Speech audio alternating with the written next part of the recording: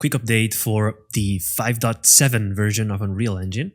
You can see that this just changed. For some reason, they decided that Unreal needed this type of window thing in order for you to be able to create a project. It's kind of laggy, and as you can see, like it's a bit buggy. But yeah, there's the getting started tab right here at the left side column of the screen. The news, a bunch of news right there. Sample projects, so you can start sample project like this. I mean, this is not bad per se, but I feel like that's a bit too much. Like, to me, it feels like a whole website fit inside of the Unreal 5.7 launcher, which shouldn't be bad on itself, but like, yeah, you can access the forums, documentation, tutorials, whatnot. But is that really useful? Again, so I don't know.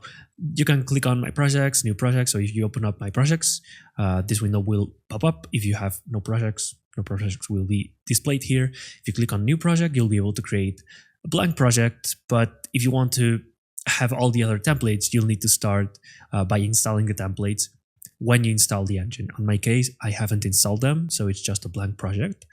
And yeah, you can name the project and then start with creating projects. Again, this is a slight change that they've made, just in case you might get a bit lost because it might look different to the previous version. So yeah, just know that that's a thing.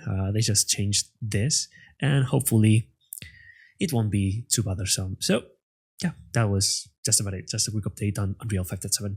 See you in the next video. Bye.